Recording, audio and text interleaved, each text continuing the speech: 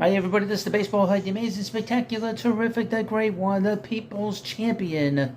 Your host, and welcome back to the Baseball Head 2. Hope you like this video and subscribe. We're going to talk about Dylan Cease, who's been popping up now on trade rumors.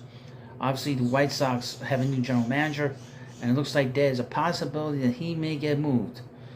So this is from MLB Trade Rumors.com.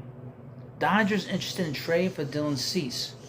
Now, this is an interesting story, and the reason I bring this up is that this could mean, in some way, shape, or form, that they might be not thinking about signing Ohtani. They might not be able to.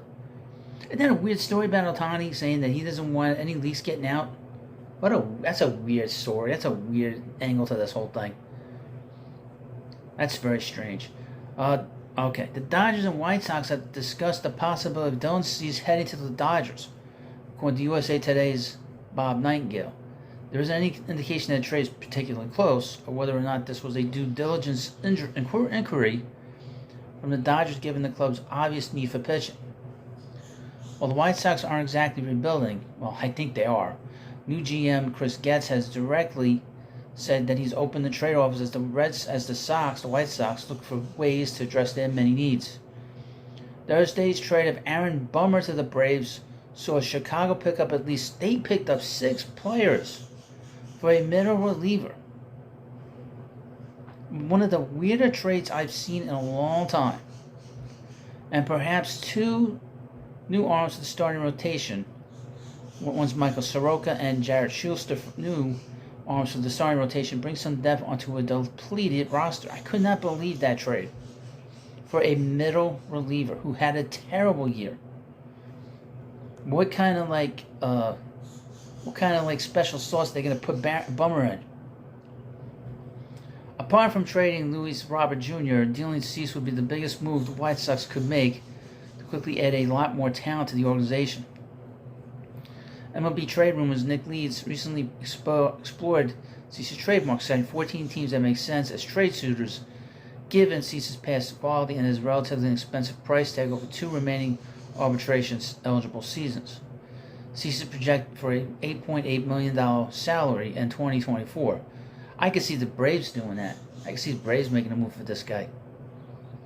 He comes cheap in terms of money, and then they'll get him on the cheap with a contract, and they'll trade a whole bunch of monkey garbage to the White Sox. Over 3 full seasons as a starter, Cease was solid 21, outstanding in 22.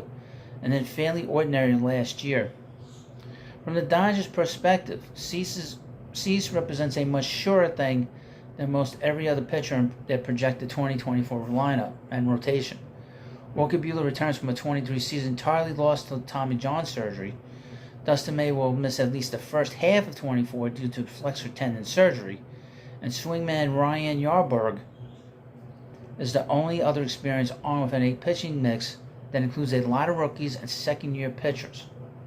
Bobby Miller has claim on 1 rotation spot behind Buehler, but Ryan Papilla, Evan Sheehan, Michael Grove, and Gavin Stone are all vying varying degrees of question marks.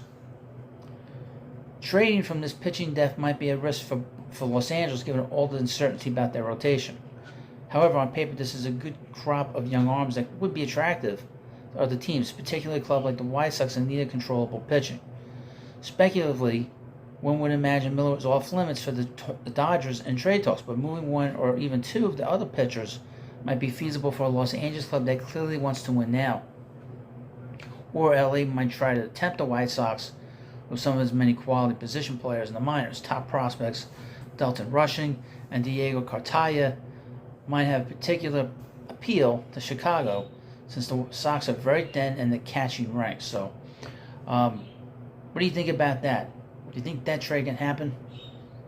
We'll see. But you let me know what you think about this video, of course, and thank you for watching. Please subscribe to the Baseball Head 2. I'll see you later.